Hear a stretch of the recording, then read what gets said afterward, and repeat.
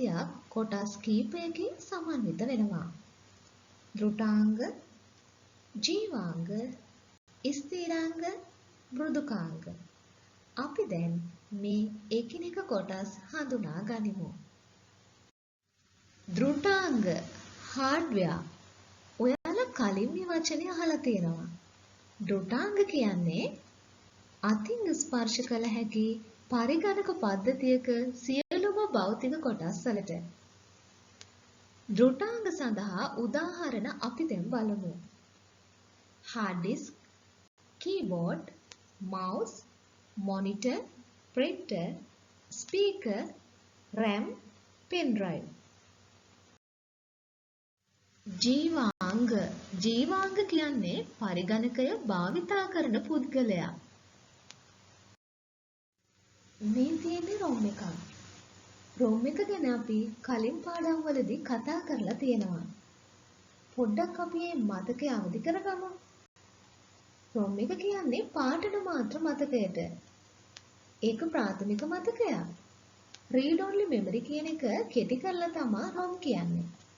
පරිගණක නිෂ්පාදනය කරන සමාගම විසින් ROM මතකය ලියලා එවනවා. ඒ නිසා ඒක කියවන්න විතරයි පුළුවන්. අපිට වෙනස් කරන්න බෑ. මේ තියෙන සිස්ටම් යුනිට් එක.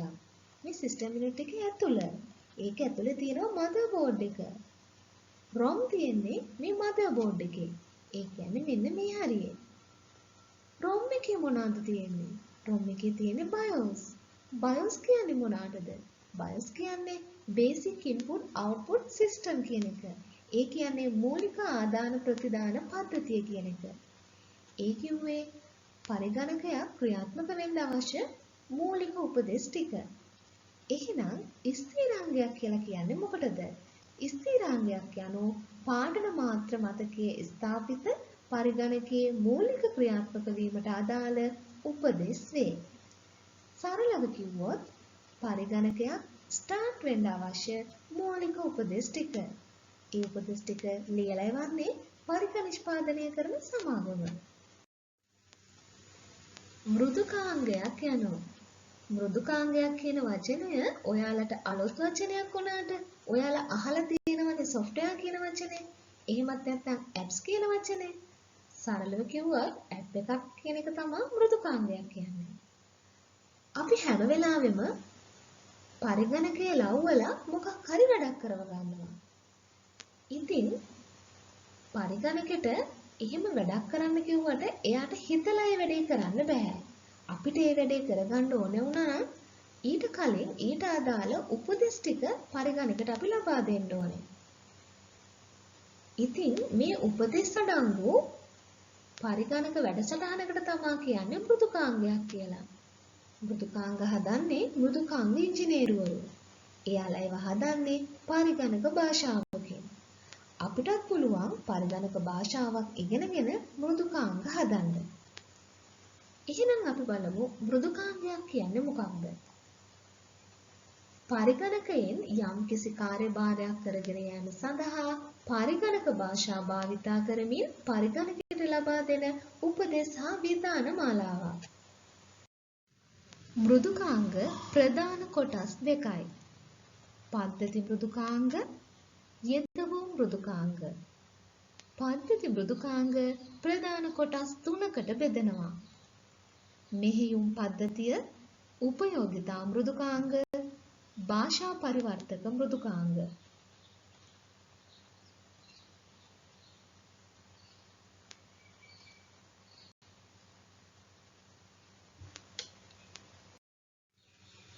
පරිගණක පද්ධතියක ක්‍රියාකාරීත්වය විස්තර කරන්න මම පුංචි උපමාවක් අරගෙන ආවා. පාසල් පද්ධතිය. පාසල් පද්ධතියක තියෙන ගොඩනැගිලි භෞතික සම්පත් වගේ දේවල් මම උපමා කරනවා ධෘතාංග වලට. පරිගණක පද්ධතියක ජීවාංග මම උපමා කරනවා ඉස්කෝලේ ඉගෙන ගන්න ළමයිට. අපි යම් මෘදුකාංග පැත්තට. මෘදුකාංග ප්‍රධාන වශයෙන් කොටස් දෙකයි. එකක් තමයි පද්ධති මෘදුකාංග. පද්ධති මෘදුකාංග මම උපමා කරනවා පාසලේ තියෙන පරිපාලන ඒකකයේ ඉන්න අයට. යෙදවුම් මෘදුකාංග. යෙදවුම් මෘදුකාංග මම උපමා කරනවා පාසලේ ස්ටාෆ් රූම් එකට. ස්ටාෆ් රූම් එකේ ඉන්න ගුරුවරුන්ට. එක විෂයන් ඉගෙන ගන්න එක ගුරුවරු ඉන්නවා. ඒ වගේ පරිගණකේනොත් එක වැඩ කරගන්න එක මෘදුකාංග තියෙනවා. අන්න ඒවට තමයි කියන්නේ යෙදවුම් මෘදුකාංග කියලා. පද්ධති මෘදුකාංග කොටස් 3කට බෙදෙනවා. ඉන් එකක් තමයි මෙහෙයුම් පද්ධතිය. මෙහෙයුම් පද්ධතිය මම උපමා කරනවා පාසලේ ඉන්න ප්‍රින්සිපල්ට. පාසලක ප්‍රින්සිපල් තමා මුළු පාසලම කළමනාකරණය කරන්නේ. ළමයින්ට ඉගෙන ගන්න පහසුකම් සපයලා දෙන්නේ. ඉතින් ඒ වගේ මේ පරිගණක පද්ධතියෙන් ධෘතාංග සහ මෘදුකාංග කළමනාකරණය කරන්නේ ජීවාංග වලට පරිගණක පද්ධතිය භාවිතා කරන්න අවශ්‍ය පහසුකම් සලසලා දෙන්නේ මෙහෙයුම් පද්ධතිය. අනේ නිසයි මම මෙහෙයුම් පද්ධතිය පාසලක විදුහල්පතිට උපමා කළේ. උපයෝගිතා මෘදුකාංග. උපයෝගිතා මෘදුකාංග මම උපමා කරනවා පාසලක ඉන්න අනත්දින කාර්ය මණ්ඩලයට. අනත්දින කාර්ය මණ්ඩලයේ ඉන්නවනේ මුරකරුවෙක්. ඒ වගේ මේ පරිගණක පද්ධතියෙත් මුරකරුවෙක් ඉන්නවා. ප්‍රතිවෛරස මෘදුකාංග. ඔයාලා වෛරස් කාඩ් කියන්නේ අන්න ඒවට. පාසලක් පිරිසුදු කරන්න අනත්දින සේවකයෝ ඉන්නවා වගේම මේ පරිගණකයත් ක්ලීන් කරන්න පිරිසුදු කරන්න මෘදුකාංග තියෙනවා. පුංචි උදාහරණයක් මතක් කරන්නම්කෝ. ඔයාලගේ ෆෝන් එකේ ක්ලීන් මාස්ටර් ඇප් එක මතක් කරගන්න. මේ වගේ පරිගණක පද්ධතියේ කාර්යක්ෂමතාව හා ආරක්ෂාව වෙනුවෙන් තියෙන මෘදුකාංග වලට කියනවා උපයෝගිතා මෘදුකාංග කියලා. භාෂා පරිවර්තක මෘදුකාංග. භාෂා පරිවර්තක මෘදුකාංග විස්තර කරන්න නම් උපමාවක් මට නැහැ. නමුත් භාෂා පරිවර්තක මෘදුකාංග කියන්නේ සරල තේරුම නිසා ඔයාලට තේරෙනවා භාෂා පරිවර්තක මෘදුකාංග කියන්නේ භාෂාවක් තවත් භාෂාවකට පරිවර්තනය කරන්න අවශ්‍ය මෘදුකාංග කියන එක. ඔයාලට පුංචි අදහසක් ගන්න තමයි මම මේ කතාව කිව්වේ. දැන් අපි මේ හැම මෘදුකාංගයක් ගැනම එකිනෙක විස්තර කරමු.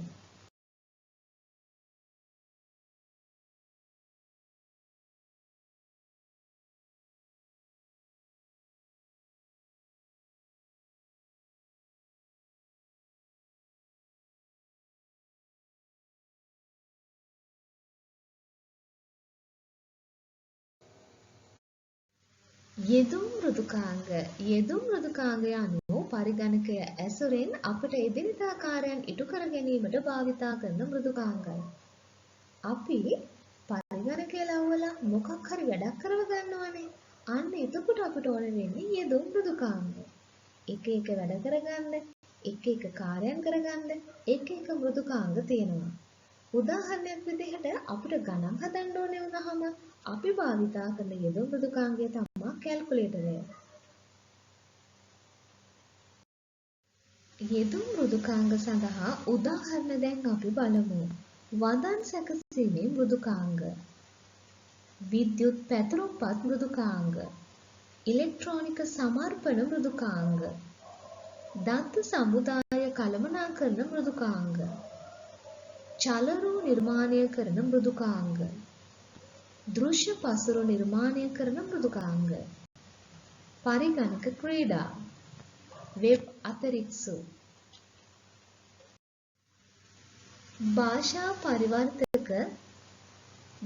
පරිවර්තක මෘදුකාංග කියන්නේ විවිධ පරිගණක භාෂාවලින් ලියවුන පරිගණක වැඩසටහන් යන්ත්‍ර භාෂාවට පරිවර්තනය කරන මෘදුකාංග වලට. මේ තියෙන්නේ පරිගණකය. මේ තියෙන්නේ 0.1 කියන ද්විමය සංඥා. පරිගණකය අඳුරන්නේ මේ 0.1 කියන ද්විමය සංඥා වලින් යුක්ත යන්ත්‍ර භාෂාව. මේ තියෙන්නේ පරිගණක භාෂාවක් භාවිතා කරලා ලියපු පරිගණක වැඩසටහන. මේ පරිගණක වැඩසටහන යන්ත්‍ර භාෂාව බවට පරිවර්තනය කරන්න ඕනේ. නැත්තම් පරිගණකයට තේරෙන්නේ නැහැ. ඒ සඳහා තියෙන මෘදුකාංග තමයි assembler, අර්ථ වින්‍යාසක, සම්පාදක.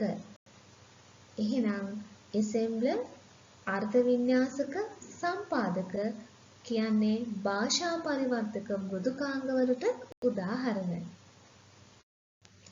මේ ෆෝන් එකේ මොනවාද මේ ලියලා තියෙන්නේ? 1.1.1. මේ තියෙන්නේ ද්විමේය සංඛ්‍යානේ. මේ තියෙන්නේ පරිගණකීය භාෂාව. පරිගණකය දන්නේ යන්ත්‍ර භාෂාවනේ. ඒවා අපිට තේරෙන්නේ නැහැ. රවි මේකයි මේ දුකින් ඉන්නේ. කවුදෝ එක්කෙනෙක් උදව්වට ආවා වගේ. මේ කවුද මේ?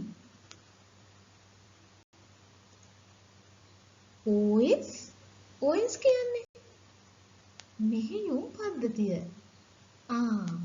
දැන් නම් තේරුණා මොකද්ද ලියලා තියෙන්නේ කියලා.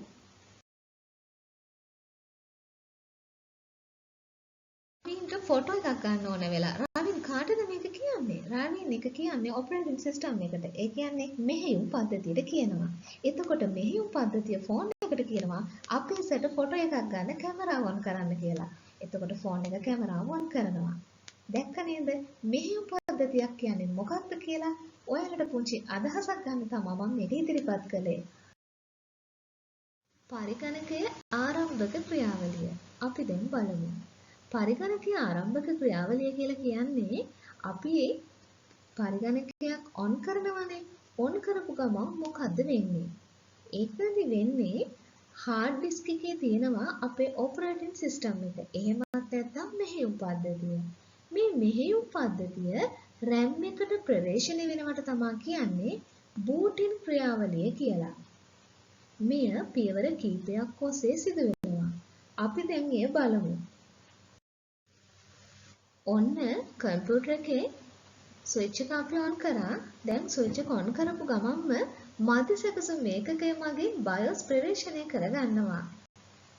ඊට පස්සේ දැන් ඔන්න දෙවෙනි පියවර power on self test කියන එහෙමත් නැත්නම් post වැඩසටහන ධාවනය වෙනවා. මෙතනදි වෙන්නේ මෙහෙයුම් පද්ධතිය පරිගණකයේ තියෙන ත්‍රුටාංග ටික පරීක්ෂා කරලා බලනවා. මේ කතාව මතක් කරගන්න ඔයාලට මතකද පරිගණකයක් ඔන් වෙද්දී මවුස් එකෙන් පුංචි ලයිට් එළියක් පත් වෙන්න පටන් ගන්නවා. අන්න ඒ අවස්ථාව තමයි මේ. ඊට පස්සේ bootstrap loader ස්ථිරාංගයට අනුව post වැඩසටහනේ MBR කියවනවා. ඊට පස්සේ boot drive ඇතුළත් මෙහෙයුම් පද්ධතිය සසම්භාව්‍ය ප්‍රවේශ මතකයට ප්‍රවේශණය කරගන්නවා. ඒ කියන්නේ ඔන්න දැන් RAM එකට load කරගන්නවා. ඊට පස්සේ ඔන්න අපිට වැඩ කරන්න අතුරු මූලතක් ලබලා දෙනවා.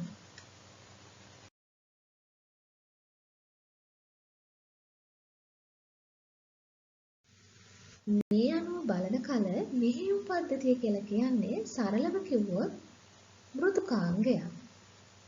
මේක අයිති වෙන්නේ පද්ධති මෘදුකාංගයකට. පරිශීලකයා හා ධෘතාංග අතර සම්බන්ධතාවයක් ඇති කරනු ලබන මෘදුකාංගය. ධෘතාංග හා මෘදුකාංග කළමනාකරණය කරනවා. අපිට මෙහෙයුම් පද්ධතිය යනු කියන එක මෙන්න මේ විදිහට නිර්වචනය කරන්න පුළුවන්. පරිශීලකයා හා ධෘතාංග අතර අතරමැදියකු ලෙස කටයුතු කරමින් සමස්ත පරිගණක පද්ධතියම කළමනාකරණය කරන මෘදුකාංගය. විවිධ මෙහෙයුම් පද්ධති සඳහා උදාහරණ.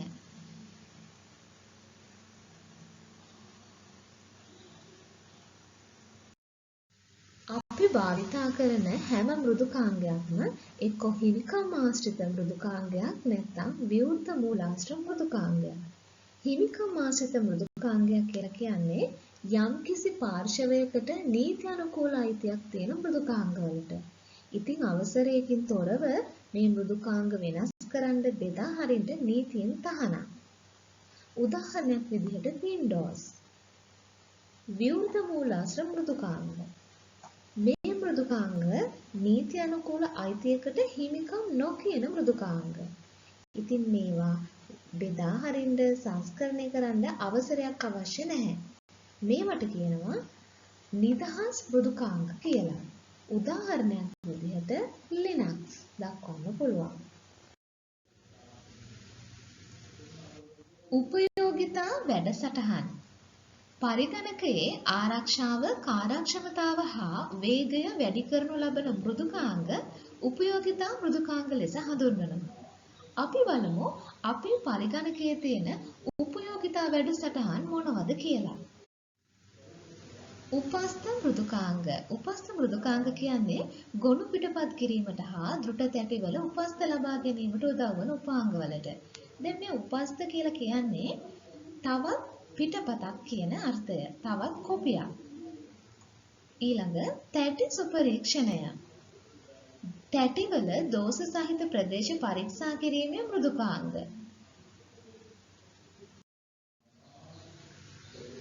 ප්‍රතිවෛරස මෘදුකාංග. ද්වේෂ සහගත මෘදුකාංග හඳුනා ගැනීම, ඉවත් කිරීම මගින් පරිගණකය ආරක්ෂා කිරීමට තමයි මේ ප්‍රතිවෛරස මෘදුකාංග තියෙන්නේ. මෙන්න තියෙනවා ප්‍රතිවෛරස මෘදුකාංග සඳහා උදාහරණ. McAfee, Avast, Avira, AVG. ඉතින් ඔයාලා මේකෙන් කීපයක් මතක තියාගන්න. තීර ආරක්ෂණය. පරිගණකය ක්‍රියාත්මකව භාවිතා නොවන අවස්ථාවලදී තීර ආරක්ෂණය සඳහා ස්ක්‍රීන් සර්වර් භාවිතා වේ. ඔයාලා හොඳට අඳුරනවනේ ස්ක්‍රීන් සර්වර් කියන එක නේද? මේ තියෙන්නේ ස්ක්‍රීන් සර්වර් එකක්.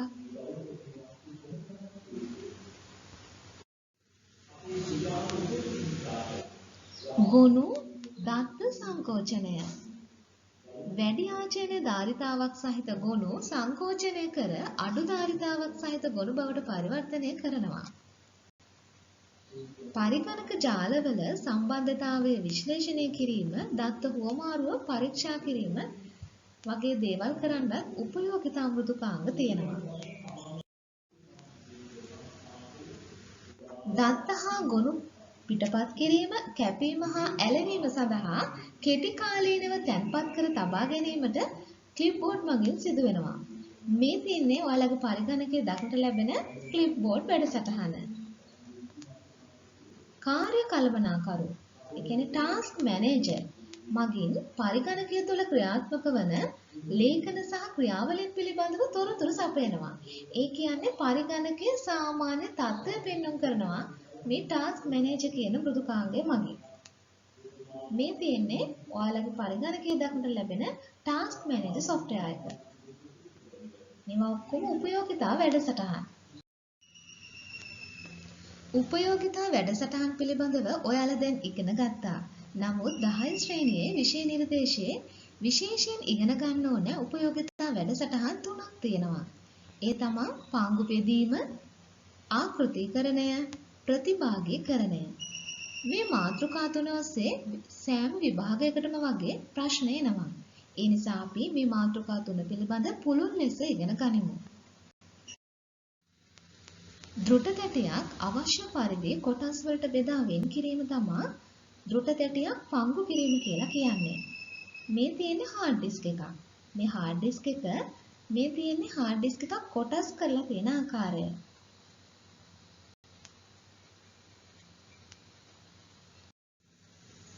පාංගු බෙදීමක් අවශ්‍ය වන්නේ ඇයි?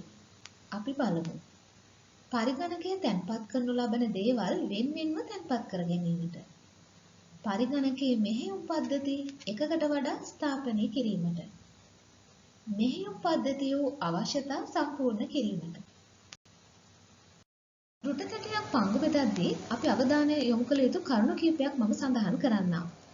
පාංගු බෙදා ඇති දෘಢ තැටියක් නැවත වරක් පාංගු බෙදද්දී ඒ දෘಢ තැටියේ තියෙන සියලුම දත්ත විනාශ වෙන්න පුළුවන්. එතකොට ඒ නිසා ඒ වගේ අවස්ථාවකදී උපස්ථ පිටපතක් තබා ගන්න ඕනේ. Windows පරිසරය තුල දෘಢ තැටියක් පාංගු බෙදන විට පළමු දාවකේ නම් කරන්න ඕන C කියලා. ඊට පස්සේ ඒක D සහ E ආදී ලෙස අක්ෂර ඉදිරියට ගෙනගෙන යන්න පුළුවන්. ඊළඟ තමයි Linux පරිසරයේදී දෘಢ තැටියේ පාංගු බෙදීම කියන්නේ CD, pen drive වගේ මතක සියල්ලම ෆෝල්ඩර් එකක් වගේ තමයි ආදේශ කරලා තියෙන්නේ. මේ ෆෝල්ඩර් වලට කියනවා ඩිරෙක්ටරි කියලා. ඒ නිසා Linux පරිසරය තුල C සහ D ආදී අක්ෂර ලෙස දාවක දැකගත නොහැක.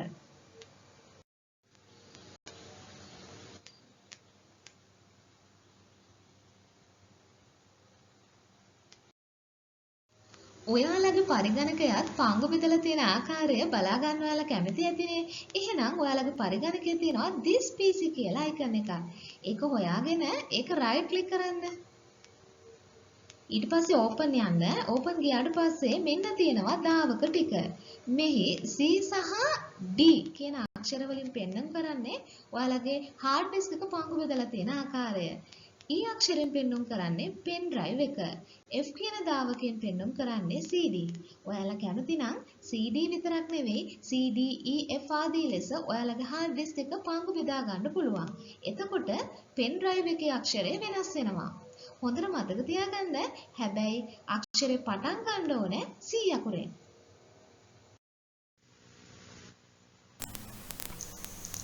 තැටියක දත්ත තැන්පත් වන ආකාරය අපි දැන් බලමු. මම මේ ඇඳගෙන තියෙන්නේ රවුන්ඩ් ටිකට කියනවා ට්‍රැක්ස් කියලා. මෙතන ට්‍රැක්ස් 4ක් තියෙනවා.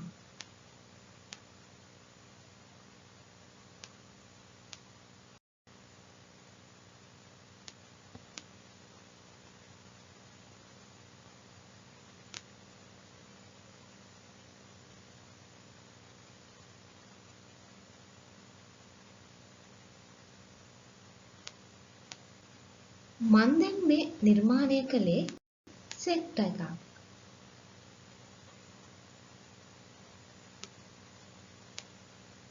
මේ කැලට කියනවා සෙක්ටර් එකක් කියලා.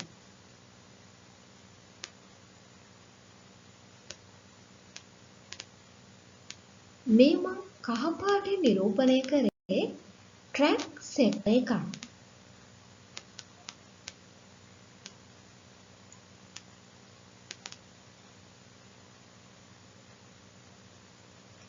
ට්‍රැක් සෙක්ටර් කීපයක් එකතු වෙලා හැදෙනවා ක්ලස්ටර් එකක්.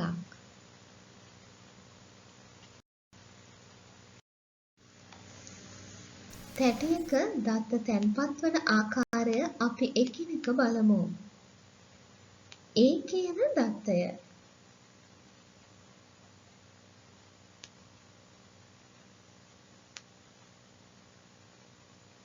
A කියන දත්තය තැන්පත් වෙන්නේ මෙන්න මේ ආකාරයට. ඊළඟ B කියන දත්තය. B කියන දත්තය තැන්පත් වෙන්නේ තැටියේ මෙන්න මේ ආකාරයට. C කියන දත්තය.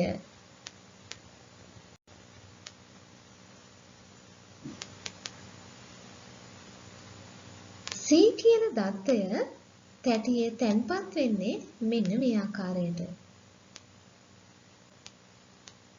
මේ සුදු පාටින් දිස්වෙන්නේ හිස් අවකාශය. ඒ කියන්නේ දත්ත තැන්පත් නොවු හිස් අවකාශය. දත්ත තැටිය පුරාවට තැනින් තැන තැන්පත් වීම නිසා මේ හිස් අවකාශයත් භාවිතයට නොහැකි තත්යකට පත් වෙනවා. එක්තරා අවස්ථාවකදී එතකොට මේක පෙන්වුම් කරනවා ඩිස්ක් ෆුල් කියලා. මෙන්න මේ තත්ත්වයට කියනවා ඛණ්ඩනය කියලා.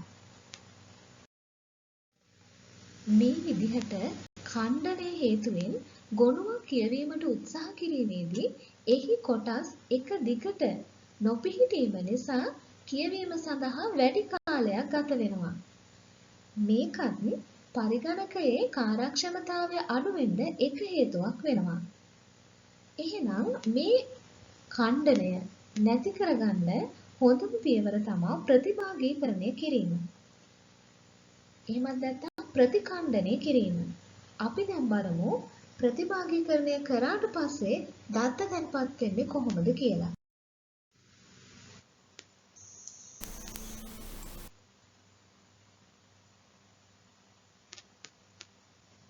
A කියන දත්තය රතු පාටින් පෙන්වන්නේ A කියන දත්තය බලන්න එක දිගට දත්තය තැන්පත් වෙනවා. මේ නිල් පාටින් දැක්වෙන්නේ B කියන දත්තය. B කියන දත්තයත් එක පෙළට තැන්පත් වෙනවා. කොළ පාටින් පෙන්වන්නේ C කියන දත්තය. C කියන දත්තයත් එක පෙළට තැන්පත් වෙනවා.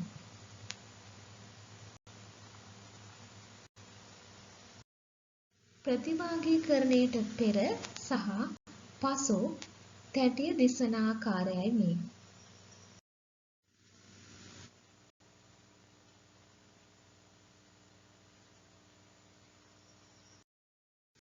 උපයෝගිතා වැඩසටහන් ගැන මේ කතා කරේ Windows පරිසරය තුල.